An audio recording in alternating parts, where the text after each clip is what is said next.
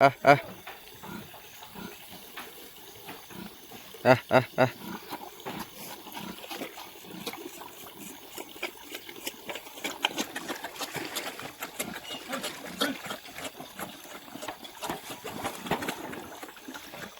এয়া দেখিছে গাহৰিয়ে দানা খাই আছে।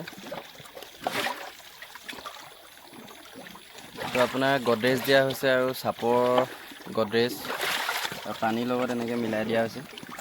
তো আবেলি দানা হয়, এনেকৈ বাহিৰত মুকলিকৈ দিওঁ।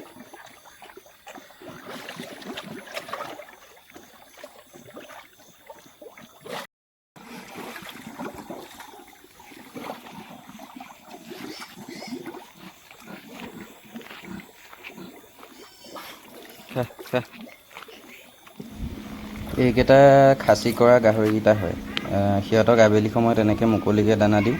বাকীকেইজনী গাহৰি বান্ধি থোৱা আছে, মাইকীকেইজনী এইকেইটা খাচী হয় আৰু এইকেইটা বেচিম মানে।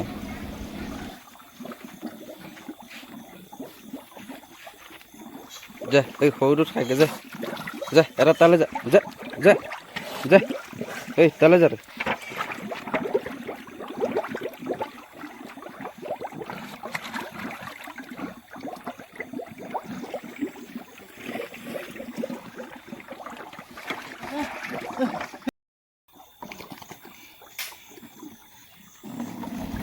খাচী 5টা আছে, 5টাৰে 4টা আপোনাৰ 70 কেজিৰ ওপৰতে হ'ব, এটাহে অকণমান কম হ'ব।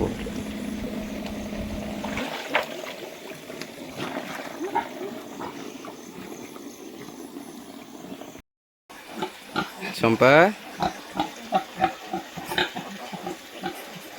গাখীৰ দে গাখীৰ দে গাখীৰ দে খাবলৈ। এয়া গাহৰিকেইটাই পোৱালি দিলে, চম্পাই পোৱালি দিলে। আজি আপোনাৰ এসপ্তাহমান হৈছে। খালি গাহৰিজনী গাখীৰটো কম। আপোনালোক কোনোবা যদি অভিজ্ঞ অকণমান কমেণ্টত জনাবচোন, মানে গাখীৰটো কেনেকুৱা ধৰণে মাকৰ গাখীৰটো উৎপাদন কৰিব পাৰি আচলতে। আৰু পোৱালিকেইটাক গাখীৰটো খাবলৈও নিদিয়ে মানে। এনেকৈ আবেলি সময়ত অকণমান দানা দিওঁতে মুকলিকৈ এৰি দিওঁ গঁৰালটোৰ ভিতৰতে, যিহেতু সিহঁতি সোমাই থাকে। কিমান নোৱাৰোঁ গঁৰালটোৰ ভিতৰত সোমাই থাকিব।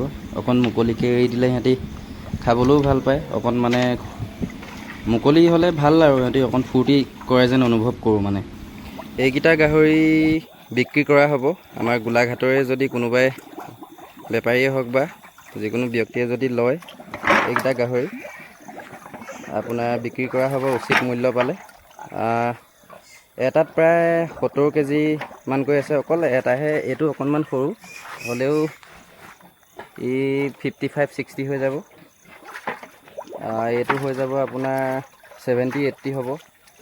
এইকেইটা তেনেকুৱাই আৰু ই হৈ যাব 65 মান।